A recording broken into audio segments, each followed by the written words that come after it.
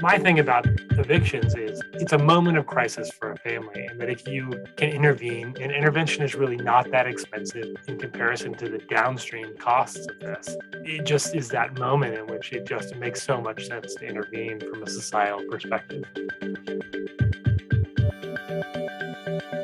Welcome to New Thinking from the Center for Court Innovation. I'm Matt Watkins. That voice you just heard belongs to Seamus Roller. He's the executive director of the National Housing Law Project. The pandemic has exposed and deepened America's housing crisis. The lack of safe and affordable housing, the iron grip of how that shortage plays out by race, and then the connections among evictions, public health, homelessness, and criminal legal involvement. There are pockets of innovation across the country, new approaches to housing court, a broken system in most jurisdictions, and new on-the-ground efforts to support tenants to prevent evictions before they reach court. Lessons have been learned during the pandemic, but will they be listened to? One of those pockets of innovation is in Red Hook, a mostly segregated neighborhood near Brooklyn's waterfront. A pier features a great view of the Statue of Liberty. The Red Hook Community Justice Center, a project of the Center for Court Innovation, adopts what we could call a housing-first justice approach. The recognition that housing is a human right, a linchpin for human thriving and community safety. What if more jurisdictions, more court systems across the country supported similar work? Let's keep that national picture in mind as we listen to this portrait, Evicting Evictions.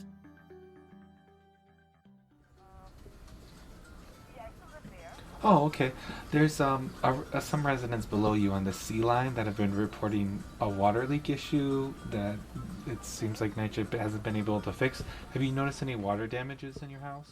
This is Ross Joy, trying to track down the source of a leak. Yeah, it seems like pretty bad. It doesn't seem like any resident. It's like a pipe that's broken inside the wall. And we're trying to. Ross is part of the housing team at the Red Hook Community Justice Center. The Justice Center has a housing court that works exclusively with a complex called the Red Hook Houses. The houses are one of New York City's largest public housing developments. They're almost a city unto themselves. 28 buildings called home by about 3,000 tenant families. Today, Ross is calling about one family's apartment. Its walls are bubbling out from water damage. Okay. The neighbor above Ross has reached isn't having a leak problem, but she says the lights are out in the public hallway and no one has come to fix it. Ross asks her to send him a photo of how dark the hallway is at night, and then he logs on and files a ticket with the housing authority. Ross is part of a housing court team whose job is to keep people in their houses and to make sure they can access a process that honors tenants' rights. The work of preventing eviction, I think, is very strongly aligned with my values, that communities should be stable, where people can live and thrive, and Mercer always said... New York's Public Housing Authority estimates it would cost $40 billion to clear its current backlog of repairs. Along with an affront to dignity, repairs that don't get done can be a health hazard. Your gas or your heating is out, untreated mold in your walls, lead paint that isn't replaced. But they can also lead to evictions. People withhold their rent, but if they don't document everything, they can end up with a rent bill they can't meet. Ross moved to New York 6 years ago after working to organize tenants on the south side of Minneapolis. I mean, a lot of our justice work, I think about as economic justice, and that's who rents, is folks that don't have the means, that don't have the assets. And it's not like they don't have the ability to, but it's what the hand that they were given. And I think too often we allow, especially in the rental market, for corners to be cut. And so it's making sure that there's fairness at the bottom level, so folks can grow and be awesome and have their own independent lives and not have to deal with the same problems, the same notices from their landlord that are confusing, the same repairs that don't get done that we should be providing. I also want to introduce you to Ross's colleague, Marissa Williams. Marissa's often at the help desk of the Housing Resource Center.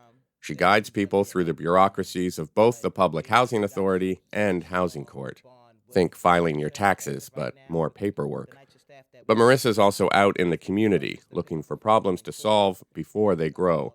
And that's easier for her to do because she grew up in the Red Hook houses. And then being that I lived out here all my life and I know everybody out here, it was like a win-win for the community. I can serve my community and still work here and do something that I love. It pushes me every day to help back and give back to my community. And my family's still out here, my friends, and I see what they go through on a day-to-day basis. I see what my grandmother go through. So as long as I'm here, they're going to receive help. And when I'm not at work, I'm at work because they could see me in a supermarket and still, hey, Marissa, my repairs wasn't done, or do you know anybody that can help me get out of here or do a transfer request? And being that I know that, I could tell them to come in, come see me, or come see the staff. Like, it's excellent staff here. So they're very happy that I'm here, and I'm happy that I'm here. I love what I do here. Seamus Roller with the National Housing Law Project says eviction rates in many cities have returned to the levels they were at before the pandemic. Evictions can be disastrous for families, and the brunt is not borne equally. Some experts say what mass incarceration has done to black men, evictions are doing to black women. Roller says intervening early is essential. We knew for a long time that evictions have significant downstream consequences, worse health outcomes, job loss, homelessness in the worst cases, but oftentimes the step before that is some sort of overcrowded conditions in which people are living in. Suicide rates increase. And then during the pandemic, what we found is that people who are evicted, that the numbers in those communities have produced much higher rates of COVID infection and COVID death as a result. So I think what we captured in the pandemic was just kind of this crucible of why evictions can be bad for a family, from economics to health, but also that it showed us why we need to intervene in that process. And just that, my thing about evictions is it's a moment of crisis for a family, and that if you can intervene, and intervention is really not that expensive in comparison to the downstream costs of this. Oftentimes an eviction can be solved for a couple $1,000s. It just is that moment in which it makes so much sense to intervene from a societal perspective.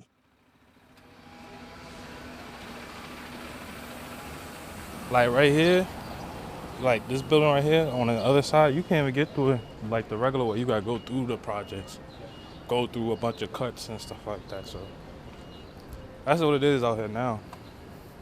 We've left the Justice Center now. Ross and Shamar McCall, a younger member of the housing team whose voice you just heard, are on their way to check out that leak Ross was calling about. But Shamar is talking about the construction that's taken over the Red Hook houses. Every building is surrounded by chain link fencing, and to get most places, you move through narrow fenced-in corridors and a lot of scaffolding. It's easy to lose your way. And on the other side of most of those fences is a mess. Loose construction materials and piles of garbage bags are everywhere. What about stuff getting done? Done, yeah. Yeah, exactly. It's really backwards, backwards. Yeah. We've just bumped into a longtime resident of the houses, Andrea McKnight. She's out walking her dog, Diamond. The construction that's upended the houses is meant to prevent a repeat of the flooding damage caused by Hurricane Sandy. But that was 10 years ago. And now that the work is finally underway, it's happening throughout the entire blocks-long complex. To McKnight, there's no end in sight. You know how that goes in layers. But it just seems like there's not enough workers. Like nobody feels like it's very urgent to get... Yeah, exactly. And I'll say this. If it was a difference in the ethnicity that would be here, it would have been done faster. It would have been done differently. And I'm saying that because it's true. If it was an all-white, Caucasian neighborhood, it's not even an easy thought. You could look up. It's close to noon on a very hot spring day. McKnight points through the fence to a neighbor's first-floor window. Just below it are piles of construction debris. And we're suffering. Because look at the stuff that's there. That person on the first floor, he's an elderly man. His air conditioner is not even working full force now because of the dust and stuff. You know what I'm saying? Yeah. I'm done. So disrespectful. Is that some of the men all the time feeling? They're not being heard. People could be like, I hear you, but are you listening to what I'm really going through? Growing up in the houses and now working to keep people in them, that feeling of I'm done is one Marissa Williams has heard before. She says it's where a lot of her conversations start at the housing help desk. Because sometimes it don't be the repair issues or the annuals that need to be done or a job. It's just them mentally drained from going through all of this and not understanding and not having somebody that can help them, or them not understanding how to do their lease by themselves. So once we start talking to them, and then we can reach out to their housing assistants to figure out what they really need, that's how we could put everything together. And it's all a matter of listening. Some tenants just come in here just to talk, or they going through something at home and they embarrassed to say it. Once they start talking to me, my mind start going, hey, I could reach out to this person over here downstairs in Youth the Community to get you some clothes. Victim Services, I could get you some diapers or some formula. And that's the only thing I have to listen, because I live out here. I know what it's like. I know what it's like to be looked down on because of where I'm from. And then when I open my mouth and I start talking and I tell them where I work at and what I do, they be like, oh, so you actually do know what you're talking about? Yes, I do. Just because I'm from Brown Hook and you think that's the projects, I call it my community, and learned that from being in the Justice Center. I'm not in a project no more. I'm in a community, and we're going to build our community. There's listening, there's being present, and there's providing people with the early resources and support they need. There's also introducing tenants to the power they already have. The Red Hook Justice Center has its own housing court, and a longtime judge, Alex Calabrese, who's been known to make surprise apartment visits to ensure repairs have been done. Or how about this stat? 34% of cases at the Red Hook Court are initiated by tenants. That's tenants using the court to enforce accountability on landlords. By comparison, at Brooklyn's Central County Courthouse, only 7% of cases are started by tenants. You'll hear Ross in this clip refer to these as HP cases. At the end of the day, there's active protests going on in front of the New York City's housing courts every day post-pandemic, and there's running critique that's been there for years, that housing court is not a place to find fairness, especially if you're a tenant. And I think we look at our own data like that. We looked at our own court docket and realized that over 90% of our court cases were only controlled by the landlord filing. And the court system can't just let one party run the court. That is an improper use of the state's resources. And the court should be a place of fairness, that each party has an opportunity to have their issues heard and that there's remedies. That's one of the reasons why we are so passionate about making sure tenants know how to file an HP case, because it's one of the very few procedural ways that tenant voices can enter into the court's docket. Before pandemic, the New York City Housing Authority was bringing over 1,000 non-payment cases every year. And for one single development, that's only around 3,000 units. They're trying to evict 1/3 of the development a year. Issues that we kept hearing was residents said, I'm withholding rent for repairs. I'm withholding rent for repairs. So we encourage residents, document your issues proactively. If you want repairs as your number one issue, file the court case to do it. It's part of one of the reasons that it's so unfortunate that public housing is essential to New York City, has been essential to New York since World War II, but are oftentimes still treated like second-class citizens. So having the court get involved is a way for us to short circuit that and get access to city inspections, to get access to other resources. Having housing court be a place where remedies are equally available to landlords and tenants is not the norm across the country. The vast majority of cases are brought by landlords, either to collect rent or to evict someone. Housing law is especially complex, and despite the stakes of losing your home, most tenants don't even have the right to a lawyer. Here's Seamus Roller again with the National Housing Law Project. The eviction proceedings is the fastest civil procedure in almost every jurisdiction around the country. People sometimes get evicted in mere minutes. The default is that you get evicted. There are occasionally some defenses that you have, but it's designed to produce a fast result for the landlord in which they can remove somebody from the housing that they own. I mean, would you like to see a housing court that, essentially defaulted to keeping people in their homes wherever possible? I mean, should that sort of be the function of housing court, or is it more at least be a neutral arbiter, between landlords and tenants and try to ensure it's a fair conversation? I mean, what you put forward is a pretty dreamy, I think, in a lot of ways. Well, I've been accused of that before. I would go for some basic due process for all tenants in housing court. I mean, housing court in most places does not resemble anything that most people imagine court being. It's not Law and Order, is what you're It's telling not. me? There's no civil Yeah. unit of Law and Order yet? It doesn't really look like that. In most cases, the tenants have limited abilities to cross-examine the people that are accusing them. They have limited ability to present any evidence. These sort of basic things around due process that you imagine are just not present in eviction court. Eviction court. That's the name you often hear across the country. Red Hook's approach is different.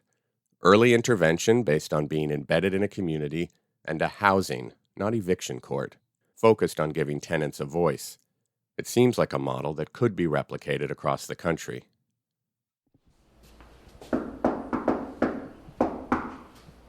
Hola, soy Ross de la Corte. But let's get back now to our leak investigation. After talking to Miss McKnight and making our way through the construction maze, we've arrived at last at the apartment in question. Ross and Shamar want to get photos of the damage and then check with the neighbors if they're having any issues. A young man opens the door to us. Oh, solamente dice, ¿puedes sacar fotos de la fuga? ¿Sí? The damage in the kitchen walls is visible from the front door. So for like the 3 past years, we've been dealing with this leak. So we're inside the kitchen. The wall has clear and very significant signs of water damage, and it's also in the bathroom. So we'll take some photos to add for the court file, just to make sure that both parties, both tenant and landlord, understand the conditions. Inside the kitchen, the wall is bubbling out from all the water collected behind it. And that humidity smell is also not normal. That's definitely related to the water. And then this is also the circuit breaker. There's a water leak that's directly leaking onto the circuit breaker, and that by itself is a fire hazard. And we have seen electrical fires due to leaks. Y el baño. It's a similar story in the bathroom. Bubbling, pockmarked walls and flaking paint. And this light fixture is just so unsafe. So it's a heavy smell of mold and moisture. That's part of the reason that developed asthma. Right next to where they're trying to get up. You can see the gnats. We see those all the times when water damage is in the plaster for too long. Ross gets the photos they need and thanks the tenant as we make our way to the door. Me encanta la sala. Qué lindo. Mm-hmm. The living room is so nice. They do try and keep it nice. Yeah. It's true. Okay. There's nothing the family living in this apartment can do on their own about the leak behind their walls, but the small living room just off the front door is immaculate.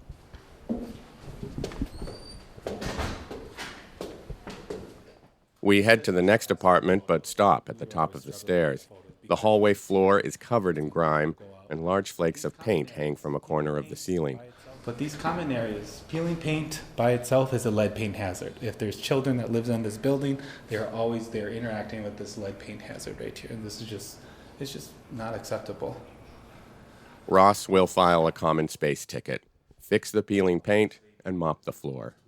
He and Shamar head to the next door. Hi, it's Ross from the Justice Center.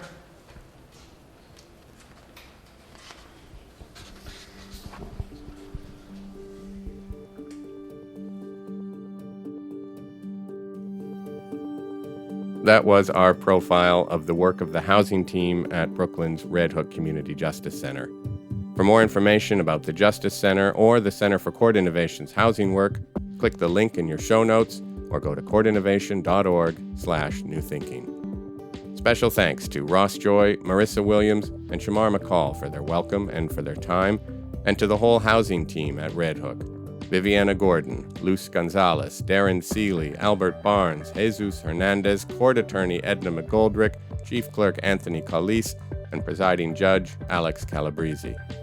Thanks also to Fred Carnes, Rafael Murray-Punet, Ignacio Harigolorda, and the estimable Bill Harkins. Today's episode was produced by myself and Julian Adler, and it was edited and mixed by me. Samiha Mia is our director of design. Emma Dayton is our VP of Outreach. Our theme music is by Michael Aaron at quivernyc.com, and our show's founder is Rob Wolf. This has been New Thinking from the Center for Court Innovation. I'm Matt Watkins. Thanks for listening.